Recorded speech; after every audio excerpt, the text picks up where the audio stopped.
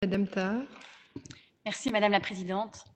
Monsieur le Ministre, sous l'impulsion des colos et de son ex-présidente Zaka El-Khattabi, l'accord de majorité conclu en début de législature a jeté les bases d'une belle avancée en matière de libertés individuelles, singulièrement en ce qui concerne les femmes. Elle prévoit en effet la levée de l'interdiction du port des signes convictionnels au sein des établissements de l'enseignement supérieur et de promotion sociale organisés par la COCOF. Monsieur le Ministre, chers collègues, si je suis diplômée, c'est notamment parce que des écoles supérieures et des universités m'ont ouvert leurs portes, sans restriction, et en acceptant pleinement qui je suis. Si j'ai pu suivre des cours de piano, de chant et de théâtre, c'est parce qu'une académie de musique m'a accueillie sans distinction, en acceptant pleinement qui je suis. Si j'ai pu travailler dans une administration publique, c'est parce que l'employeur m'a jugée sur mes compétences, sans a priori, et en acceptant pleinement qui je suis. Cela n'aurait peut-être pas été possible si les autorités publiques en avaient décidé autrement. Et pourtant, des femmes majeures portant un signe convictionnel se voient restreindre l'accès à l'éducation, à l'emploi ou à la culture en raison de l'expression visible de leurs convictions. C'est totalement inacceptable.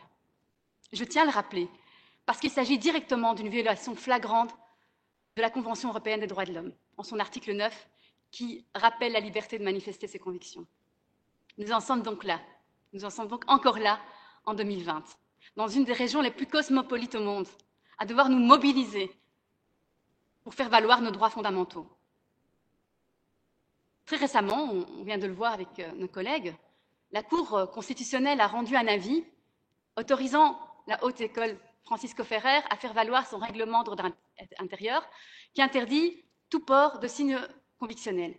Alors que certaines personnalités politiques locales notamment s'en réjouissent, d'autres vivent légitimement cette décision avec déception, comme je pouvais le lire dans ma voix, incompréhension et amertume. Cette situation a généré une large mobilisation autour du slogan « Touche pas à mes études » qui se déploie sur les réseaux sociaux. Une manifestation est d'ailleurs prévue le 5 juillet prochain et une pétition réunissant plus de 13 000 signatures circule en ce moment sur Internet. Dans ce contexte de cet accord de majorité, Monsieur le Ministre, qui est, rappelons-le, une petite révolution en la matière et qui doit néanmoins être suivie des faits. Je rappelle que lors de la séance plénière du 4 octobre dernier, vous aviez déclaré dans votre réponse à la question de mon collègue Calvin Soares « Il y aura bien une application stricte ». Ce sont vos termes, Monsieur le Ministre. Un an plus tard, force est de constater qu'aucune avancée n'a eu lieu en la matière. Dans cette perspective, Monsieur le Ministre, comment expliquez-vous le délai anormalement long de l'application de cette décision du gouvernement de lever l'interdiction du port convictionnel, des signes convictionnels, pardon.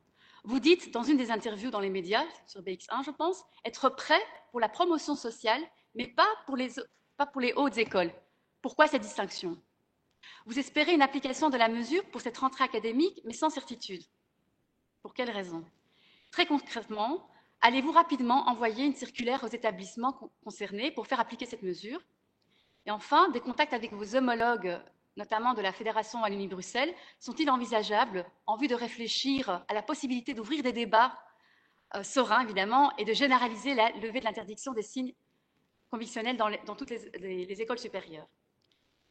Et permettez-moi, parce que je vois que j'ai encore un peu de temps, à cet instant de penser aux nombreuses femmes qui réussissent partout à travers le monde et dans tous les domaines, comme Malala, qui est le prix Nobel de la paix 2014, et qui récemment était diplômée de philosophie, de politique et d'économie de l'université d'Oxford.